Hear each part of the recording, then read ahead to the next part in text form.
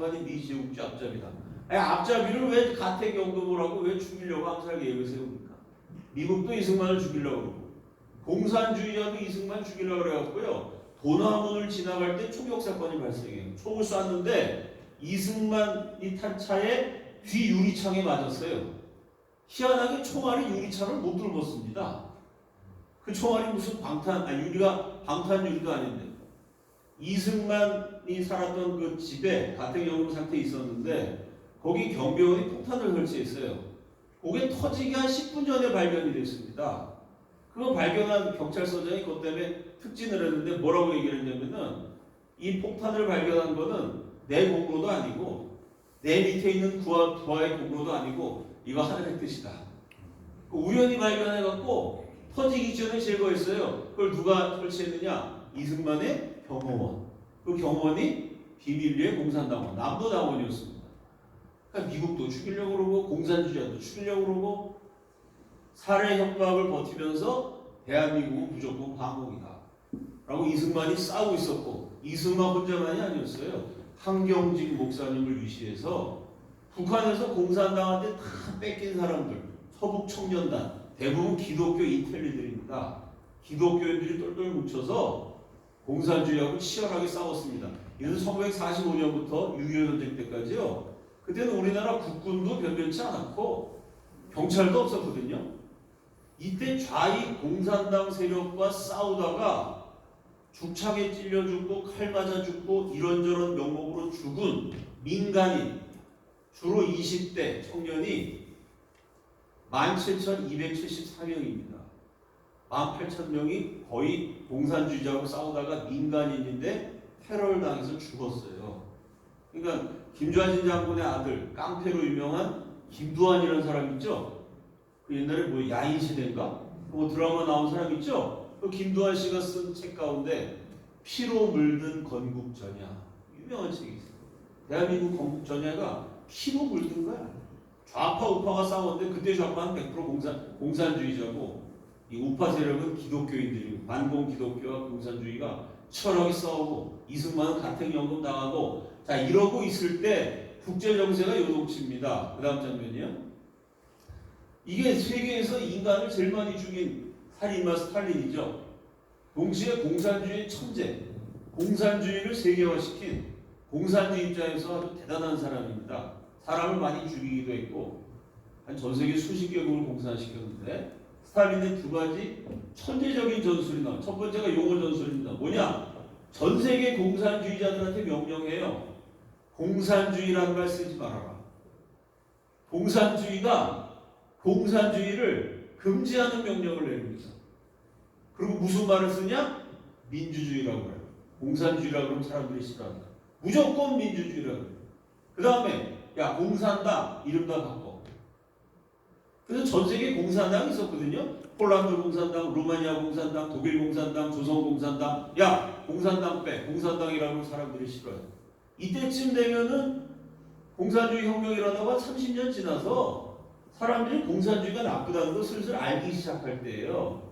그 위장전술이죠. 공산당이라고 그러지 말고 노동당이라고 그래. 이 스탈린의 지령을 따라 전 세계 공산주의자들이 당의 이름을 바꿔요. 폴란드는 통일노동자당.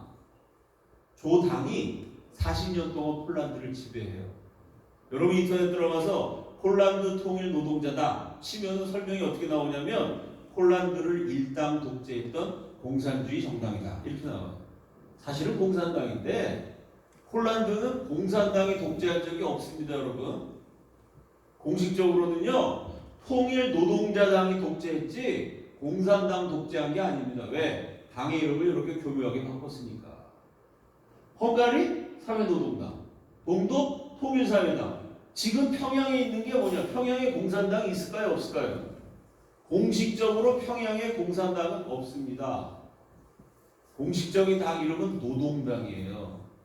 사실은 공산당이죠.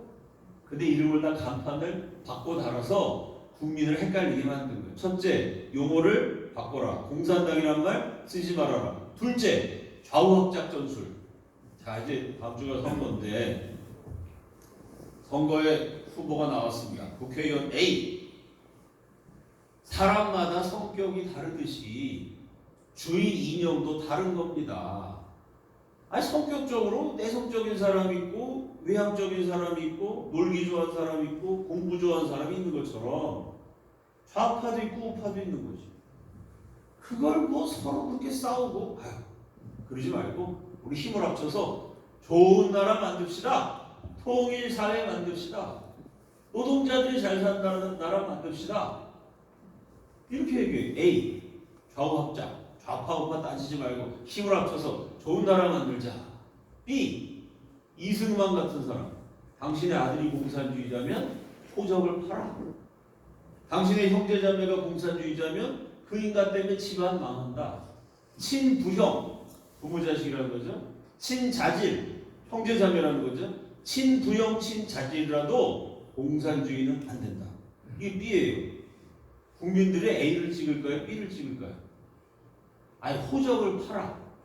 너무하지 않습니까? 무슨 형제간의 의리를 끊어라. 아니 무슨 국회의원 후보자가 나와서 국민을 축복하지 않고 저주를 해요. 집안 망하라고. 국민들이 다 A를 찍어요.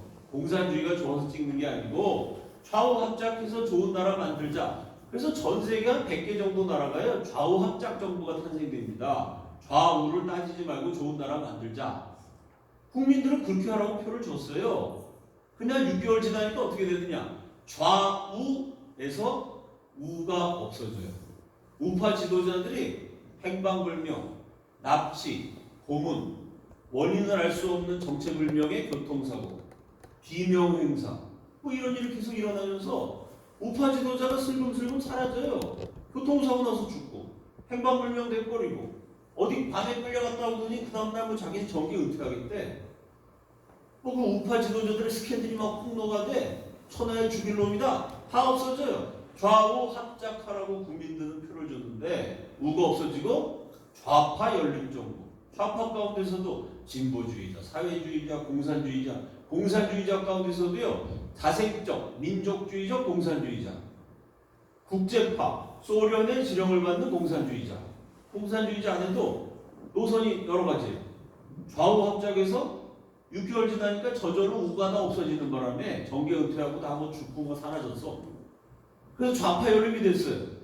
또 한 6개월 지나니까 좌파 연립에서 정체불명의 교통사고, 행방불명, 정계 은퇴, 스캔들 폭로 이러면서 좌파 연립에서도 좌파 지도자들이 하나씩 다 없어져요. 마지막에 남은 건 뭘까요? 소련의 지령을 받는 국제파 공산주의자.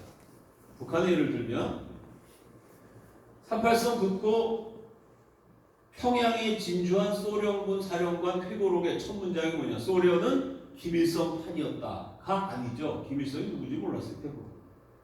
소련은 조만식 판이었다. 이승만 대통령이 아꼈던 인물. 독실한 기독교인.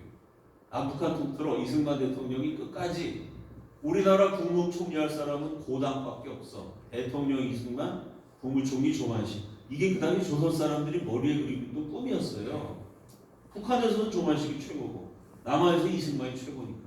두 분이 독실한 기독교인이었죠. 만약 선거했으면요 그때 조만식이 한 92%.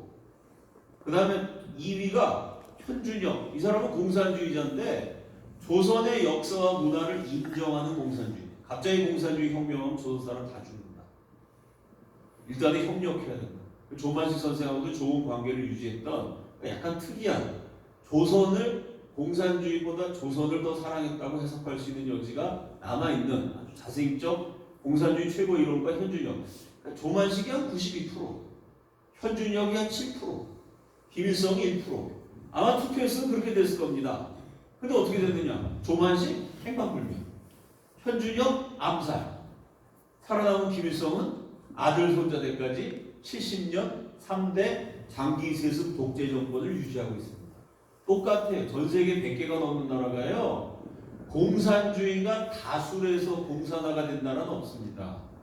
우리 국민들이 정신 차려야 되는 게 지금 대한민국에 뭐 공산주의자가 다수라고 볼 수는 없는데요. 러시아에서 공산주의 혁명이 일어났을 때 러시아 공산당, 볼셰비키 당원이 96명이었습니다.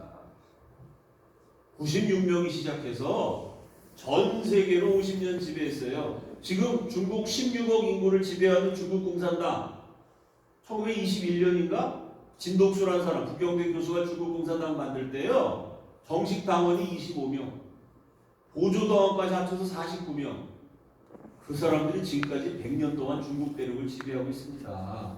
공산주의는요 소수로서 다수를 제압하고 통치하는데 대단히 정교하고 우수한 이론이에요. 어떻게 소수가 다수를 통치하느냐? 첫째, 용어 혼란.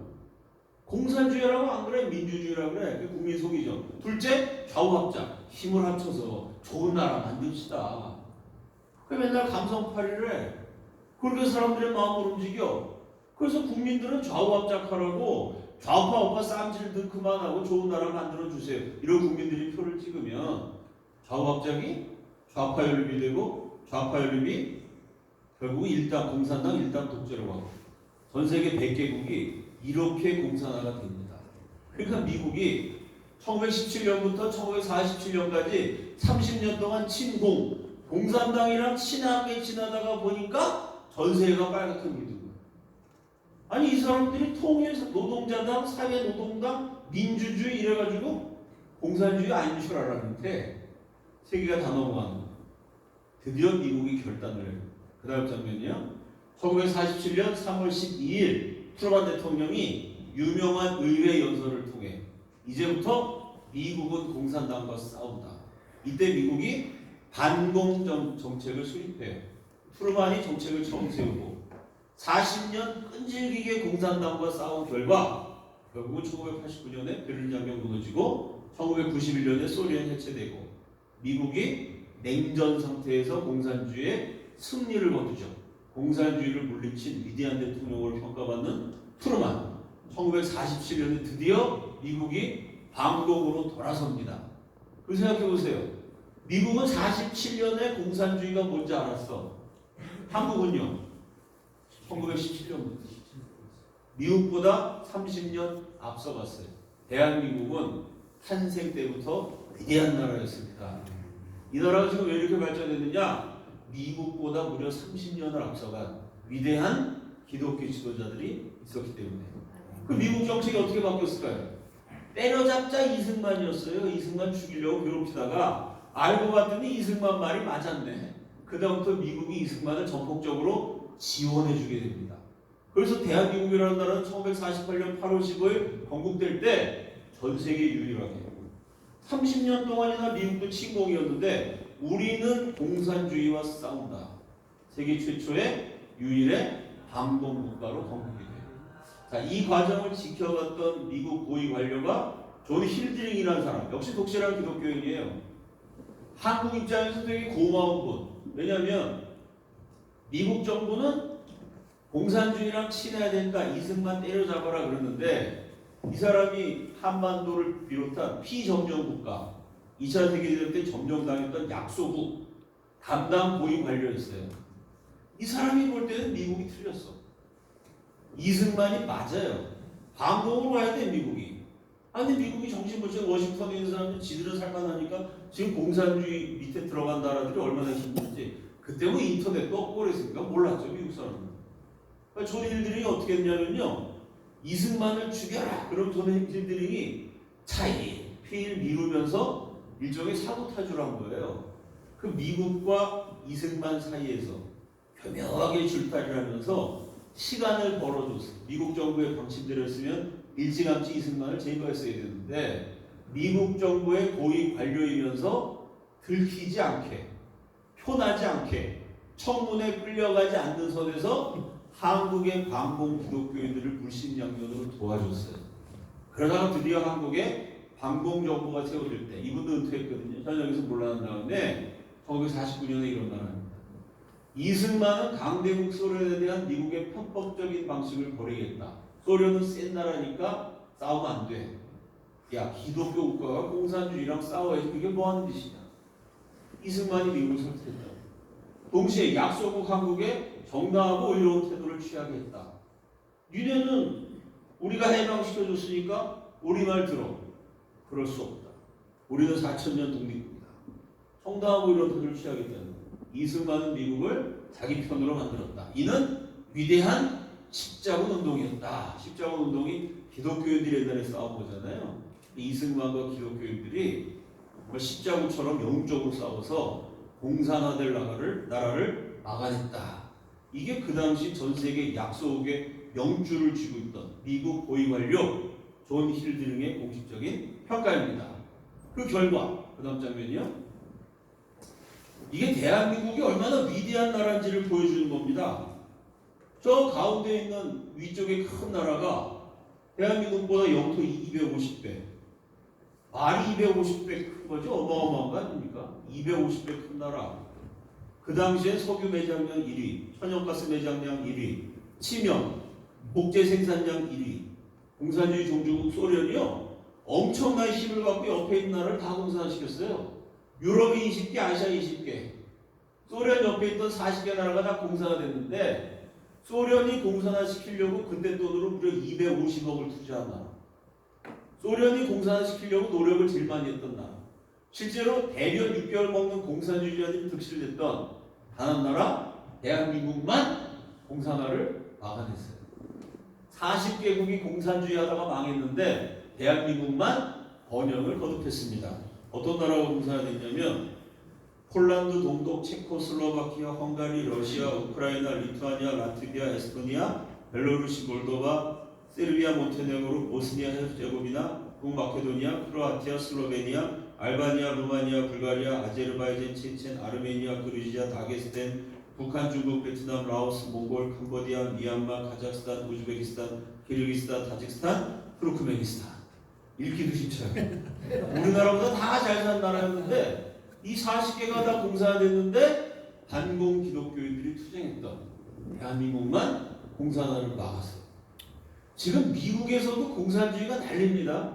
우리나라는 어쨌든 법적으로는 공산당 못 만들게 돼 있거든요. 반공과로 건국돼서. 미국은 그런 법은 없어요. 공산주의 허용돼 있기 때문에 공산주의자들이 대놓고 활개치고 활동도 많이 해요. 미국 국민들이 어색지 않을 뿐이지. 근데 요즘은 미국도 이게 빈부격차 늘어나고 불만 세력이 있고 하니까 공산주의 하자, 사회주의 하자 이런 사람들이 늘어나. 그러니까 미국 국회의원들이 기자들이 맨날 그 질문하면 귀찮으니까 휴대폰에다가 사진 한 장을 저장해서 댕겨요. 그 기자들이 물어보면 미국 국회의원들이 이거 보라고. 이거 사진이 다 말해주는 거 아니냐고. 놀랍게도 그 사진이 한반도 야경입니다. 이게 미국 국회의원들이 이 사진을 휴대폰에 넣고 댕겨요. 코리아를 봐라.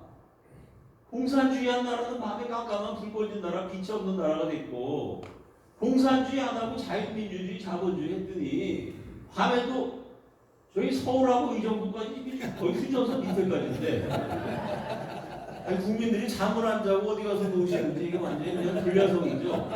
물 좋은 데가 많아, 그죠? 그냥 환해 밤에도 이렇게. 이런 나라가 됐다. 여러분 요 사진이 세계적으로 또 화제가 됐죠. 얼마 전에 테슬라 기업주의 일론 머스크, 지금 세계에서 제일 유명한 기업가죠. 그 일론 머스크가 우리 한국말로는 트위터 비슷한 거 SNS 소셜미디어에다가 요 사진 올렸지 않습니까? 여러분 인터넷 들어가서 일론 머스크 한반도 야경 그러면 딱 떠요. 일론 머스크도 이거 자기 소셜미디어에 올리면서 한국 코리아를 봐라. 공산주의 했더니 나라 절대 안 나고 공산주의 안 했더니 기가 막힌 나라가 됐다. 오늘 본문 시편 144편 15절 이러한 나라는 복이 있나니 여호와를 자기 하나님으로 삼는 백성은 복이 있도다. 왜 저렇게 됐을까요? 남한과 북한이 언어가 같아요. 인종이 같습니다. 생김새도 같아요. 역사도 같아요. 같은 나무의 후손입니다. DNA 99% 일치해요. 모든 게 똑같은데 차이점은 뭐냐? 북한은요 어버이 수령을 신으로 삼았어요. 김일성, 김정일, 김정은 믿다가 저 지경이 됐습니다. 대한민국은 하나님 믿는 나라로 건국이 됐어요. 빛과 어둠이 이렇게 나눠졌습니다. 그런데 그 주체세상 믿는 인간들이 청와대에도 들어가고 언론에도 들어가고 국회에는 그냥 빠글빠글하죠. 대한민국에서 주사파 인구 밀도가 제일 많은 데가 여의도인 것 같아요. 여의도 국회의사당. 거기가 우리나라 인구의 한 30% 되지 않을까 싶은데 주사파 밀집 지역이지 여기. 격리구역이야 격리구역. 제가 강연하고 돌아다니면요 두 가지 질문을 많이 받았어요. 한 15년, 10년 전에는 교수님, 근데요, 그 옛날 얘기를 왜 하시죠? 지금 우리나라에 무슨 공산주의자가 있나요? 옛날에 이렇게 질문을 많이 했어요. 한 10년 전, 5년 전, 최근에는요, 학생들이 뭐라고 질문하냐면, 교수님은 왜 공산주의를 나쁘게 말씀하시죠? 요 두 질문의 차이가 이해가 되시죠? 옛날에는 공산주의가 있나요? 뭐 요즘도 그렇게 생각하는 국민들이 많긴 합니다만은, 옛날에 그렇게 질문했어요. 공산주의가 안 보이는 것 같아요. 요새는 하도 이게 많이 퍼지다 보니까 슬슬 자기가 공산주의하는 거를 드러내는 사람들도 많아요. 그래서 요새 대학 가면요, 공산주의가 좋은 건데 왜 이렇게 나쁘게만 말합니까? 기독교 대학에서도 그렇게 말하는 젊은이가 늘어납니다. 자, 첫 번째 질문. 공산주의자가 있느냐? 아니 지금 활기를 치고 있죠. 있는 정도가 아니고. 근데 왜 공산주의자가 있는지 없는지 국민들이 잘 모르냐면요, 거슬러 올라가서 스탈린의 용어 혼란 전술. 공산주의자라고 안 그러고 민주주의라고 그러니까 국민들이 헷갈리는 거죠. 민주주의인 줄 아는 거죠. 민주화 투사인 줄 아는 거고.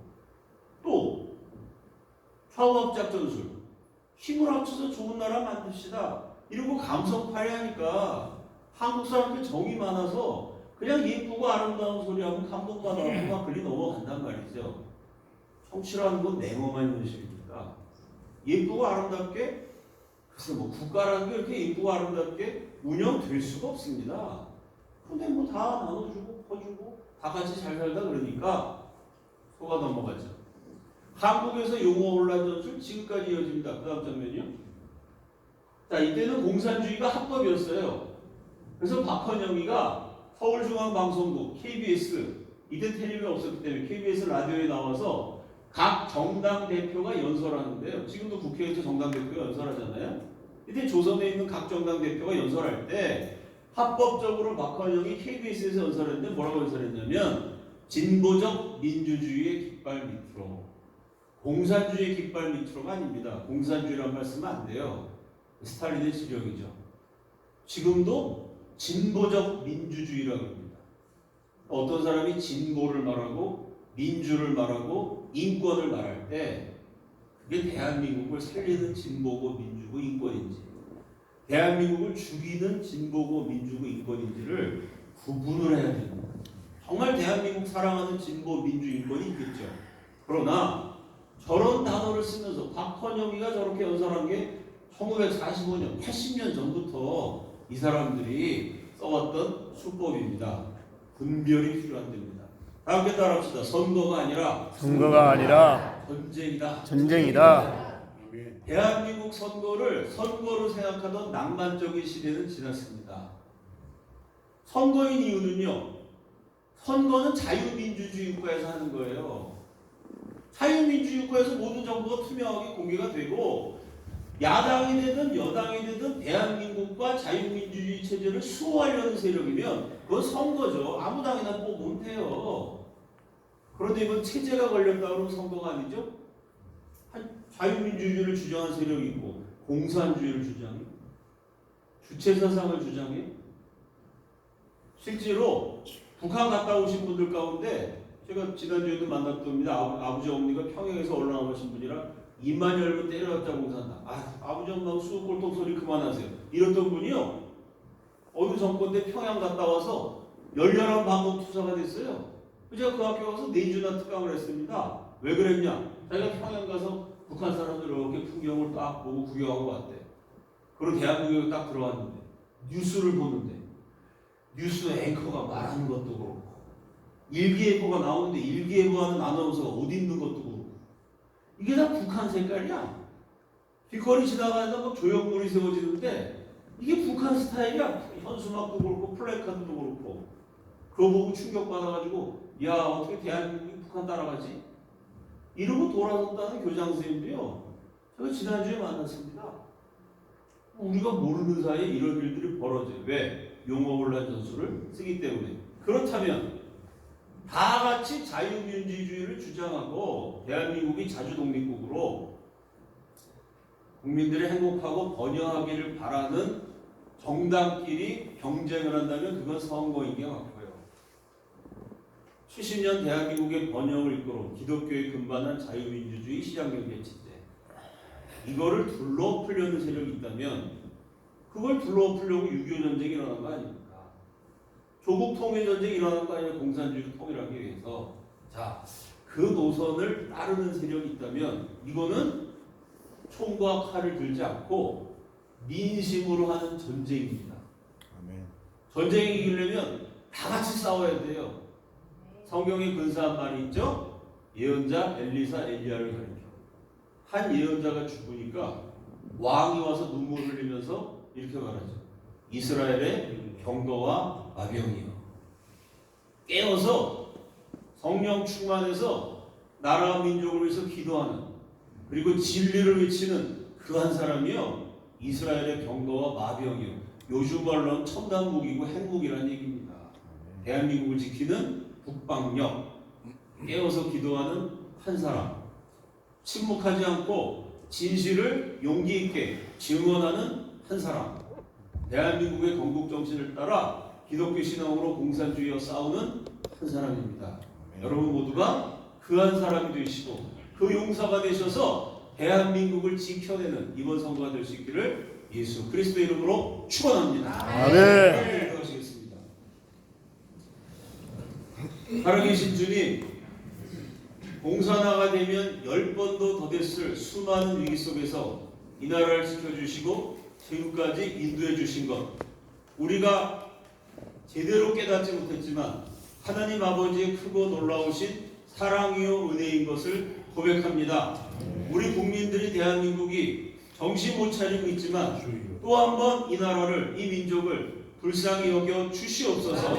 이번 선거에서 나라를 사랑하는 분들이 당선되게 하시고 이 위기에 처한 대한민국이 건국 정신을 따라 기독교 정신으로 공산주의를 이겨내는 자랑스러운 건국의 역사를 계승할 수 있도록 축복하여 주시옵소서.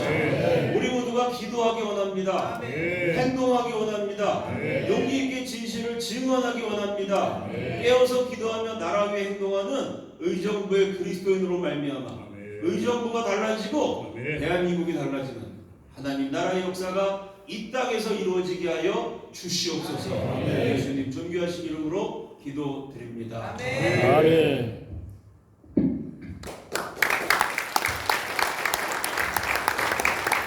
할렐루야. 바쁘신데 우리 목사님 전 안 나가겠습니다. 박상차 목사님 잠깐 좀 모셔야 되죠. 네, 여러분.